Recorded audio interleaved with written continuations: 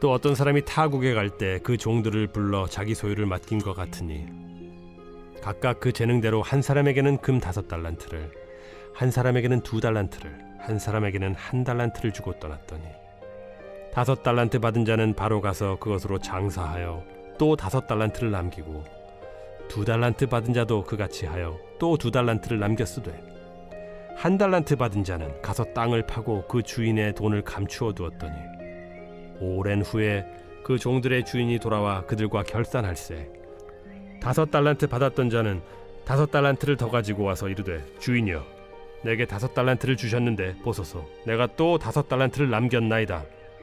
그 주인이 이르되 잘하였도다 착하고 충성된 종아 네가 적은 일에 충성하였음에 내가 많은 것을 네게 맡기리니 네 주인의 즐거움에 참여할지어다 하고 2달란트 받았던 자도 와서 이르되 주인이여 내게 2달란트를 주셨는데 보소서 내가 또 2달란트를 남겼나이다. 그 주인이 이르되 잘하였도다 착하고 충성된 종아 네가 적은 일에 충성하였음에 내가 많은 것을 네게 맡기리니 네 주인의 즐거움에 참여할지어다 하고 1달란트 받았던 자는 와서 이르되 주인이여 당신은 굳은 사람이라 심지 않은 데서 거두고 해치지 않은 데서 모으는 줄을 내가 알았으므로 두려워하여 나가서 당신의 달란트를 땅에 감추어 두었었나이다. 보소서 당신의 것을 가지셨나이다. 그 주인이 대답하여 이르되 악하고 게으른 종아 나는 심지 않는 데서 거두고 해치지 않은 데서 모으는 줄로 네가 알았느냐. 그러면 네가 마땅히 내 돈을 취리하는 자들에게나 맡겼다가 내가 돌아와서 내 원금과 이자를 받게 하였을 것이니라 하고 그에게서 그 1달란트를 빼앗아 10달란트 가진 자에게 주라.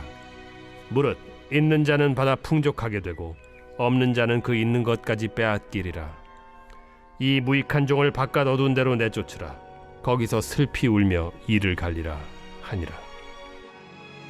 4월 4일 화요일 마태복음 25장 14절에서 30절 말씀을 통해 주님께 헌신의 열매를 드리라 라는 말씀으로 함께 나누도록 하겠습니다. 어떤 주인이 멀리 외국에 가기 전에 가장 믿을 만한 종 3명을 부릅니다. 그리고는 능력에 따라 각각 5달란트, 2달란트, 1달란트를 맡깁니다. 훗날 주인이 돌아오고 종들의 보고가 시작됩니다. 5달란트 받은 종과 2달란트 받은 종은 주인님 임무를 받자마자 바로 가서 사업을 시작해서 이렇게 2배로 남겼습니다 하며 각각 10달란트와 4달란트를 건네며 보고합니다. 이것을 본 주인이 기뻐하며 이렇게 칭찬합니다. 잘하였도다 착하고 충성된 종아 내가 적은 일에 충성하였음에 내가 많은 것을 내게 맡기리니 내 주인의 즐거움을 참여할지어다. 주인은 2 종에게 똑같은 말로 칭찬합니다. 즉 주인은 이익이 아니라 맡은 일에 성실했던 그 자체를 칭찬한 겁니다. 그런 점에서 만약 이 2 종이 열심히 뭔가 하다가 오히려 손해를 봤다고 해도 분명히 칭찬했을 것입니다. 순종했고 성실했기 때문입니다. 하나님도 결과가 아니라 맡은 일에 순종하고 성실히 임하는 것을 보십니다. 마지막으로 1달란트를 받은 종이 등장합니다. 그런데 딱 봐도 이상합니다. 돈이 담긴 자루에 흙이 묻은 것입니다. 어떻게 된 걸까요? 앞서 종들은 주인이 돈을 맡기자 바로 일을 시작했지만 이 종은 손해보지 말자는 심정으로 땅에 묻고 놀았던 겁니다. 의아한 주인이 너는 뭐 했냐고 묻는데 종이 바로 독하게 변명합니다. 당신은 완고한 분이라 이익을 요구하지 않습니까? 그래서 보관했습니다. 주인은 자신의 신뢰를 이렇게 게으름과 변명으로 갚는 종에게 실망합니다. 그래서 결국 이 종을 사실상 추방한다는 것으로 비유를 끝냅니다. 과연 3번째 종은 왜 맡은 일을 성실하게 하지 않았던 것일까요? 대개 그가 했던 독설과 변명을 보고 주인을 오해했기 때문이라고 말합니다. 아닙니다. 비교의식이 그를 그렇게 만든 겁니다. 비교의식이 그를 그렇게 만든 겁니다. 아니, 얘는 5달란트, 쟤는 2달란트 받았는데 난 왜 고작 1달란트야? 비교에서 시작된 불만이 그 마음을 지배하면서 삶이 삐뚤어진 겁니다. 주인은 그를 신뢰해서 일을 맡겼고 특히 능력에 맞게 배려해서 일을 줬습니다. 하지만 종의 시선은 주인이 아닌 옆 사람을 보면서 비교했던 것이 문제였습니다. 만약 그가 비교하는 대신 자신의 선택한 주인의 신뢰를 먼저 생각했다면 열심히 일해 마지막에 칭찬받았을 것입니다.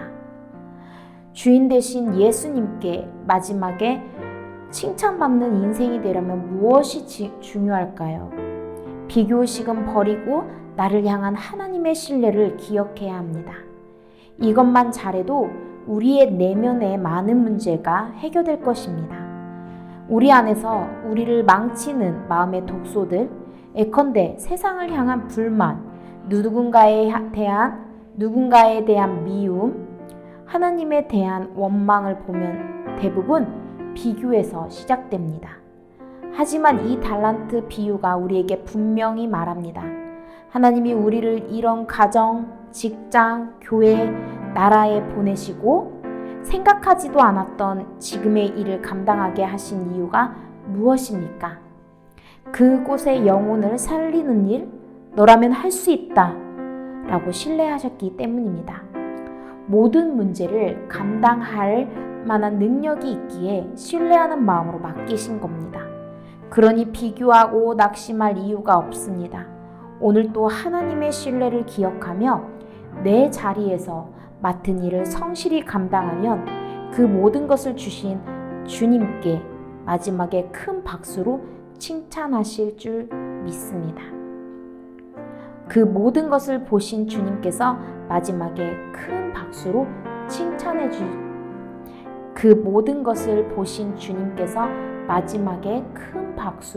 칭찬해 주실 것을 믿습니다.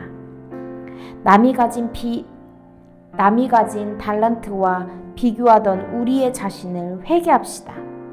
주님이 주신 달란트에는 나를 향한 부르심이 있었음을 기억하며 두 종처럼 부르심을 신뢰하고 최선을 다하는 헌신의 열매를 드리는 하루가 되시기를 축복합니다.